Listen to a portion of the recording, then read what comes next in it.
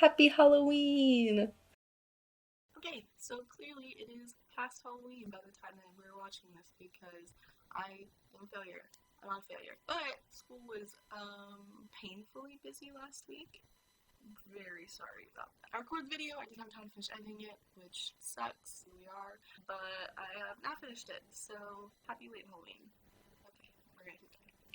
I'm actually going to be talking a little bit about Lightroom, which is a photo editing software. It is part of the Adobe Creative Cloud, and you use it to edit your pictures. But I'm going to use it in a way that people don't typically think of. I'm going to use it as a way to edit a graphic that I've made for architecture. And as an architecture student, whether you're applying for a job or grad school, you need to make a portfolio. What happens is you have a lot of projects you've done, and maybe they have different styles or they have different color palettes, and instead of going back through and re-editing every single graphic you've made for the colors to be consistent, this is a much quicker way to do it than going through each individual graphic and changing those colors. So I'm just going to show you how to work with Lightroom as an architecture student.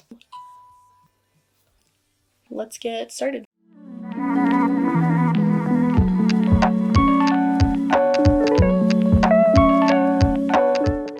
Okay, so when you open Lightroom, typically, if you've never used it before, you're not going to have all this, but these are just recent photos I've edited. But when you open it, this is essentially the interface that you have. So I'm not actually going to use any of these photos. Like, I could click on any of them and just start to use these. Not going to. These I edited, so this was a physical model I made with my group. The model is actually, the water is blue, the ground is tan, and then some of the buildings are a different shade of tan in real life, but I edited it this way in Lightroom. So I'm gonna do this with a graphic that I made for something else that I'm doing. So if you go up here to the plus, you can add photos. Here we go.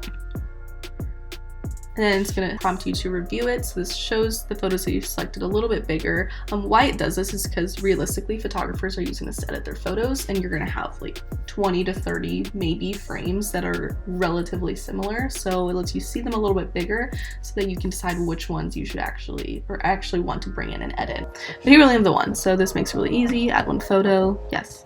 Okay, so it's going to open it. So this is the graphic that we're working with. If you've used Photoshop before, there's a tab at the top that says adjustments, and then you can start to edit like any pictures that you're bringing into Photoshop. This is essentially just a much more extensive version of that tab in Photoshop. So here you have your exposure, which you can change clearly. That makes a large difference. Sometimes it'll say reset and you just click it and it'll set it back to 0, or you can double click on the word and it'll set it back to where it was. Up or decrease the contrast. Reset that. Highlights. Not as much happening there. That's fine. Shadows. Yeah. Whites. Blacks.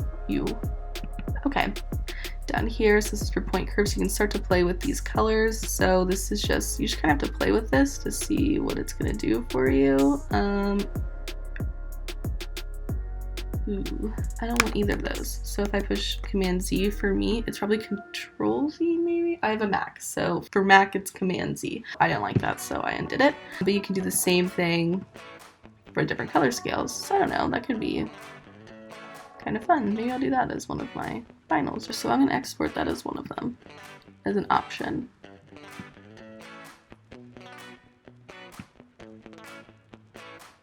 Okay, great. I'm going to do all of this though. There we go. Okay, back to where we started. Then you're going to have your white balances and your temperatures. So I can enhance the blues or the yellows. I like the blues. Sure, that's fun.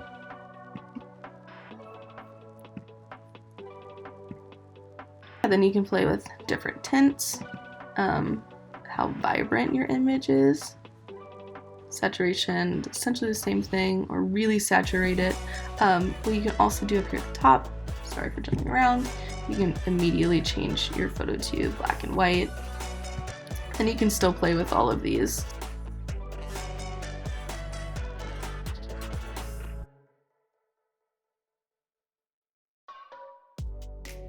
So this is the big guy right here. So usually it's gonna be maybe like under color. It might just be hiding from you, the color mixer. So you wanna open this so you can adjust the color hue. So it breaks down all the different shades, essentially in groups, every color that is in your image into one of these options. in this toolbar here. So if I wanted to adjust just the sun, it's the only yellow thing on here. So I'm gonna grab the yellow one, and you can see it's gonna change the tint. I can start to make it green. I can start to make it just a darker yellow, or I can leave it as is.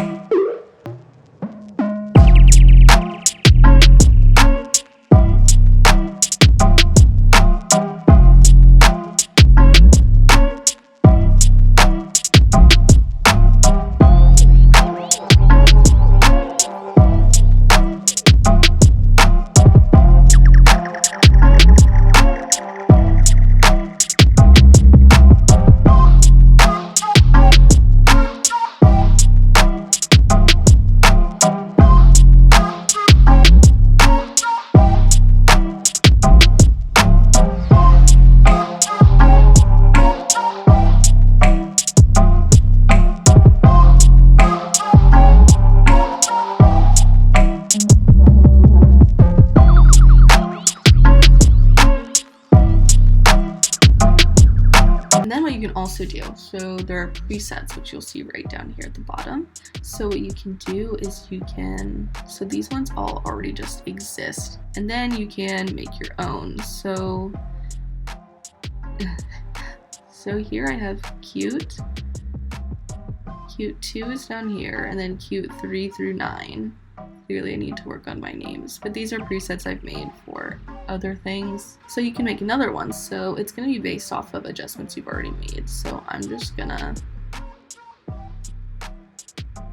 right, so do I like this? No. But what I can do if I did was go to these dots, create preset,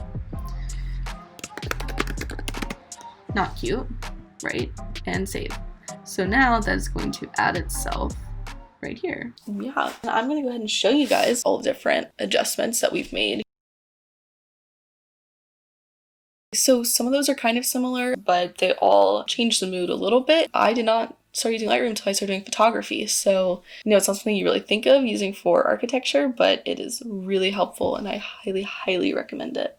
Yeah, if you liked this video in any shape, way, or form, please like and subscribe. If you didn't, you should still like and subscribe. Thank you so much for watching my videos, taking the time out of your day. I will see you next week. Yes. Hold on. Bye.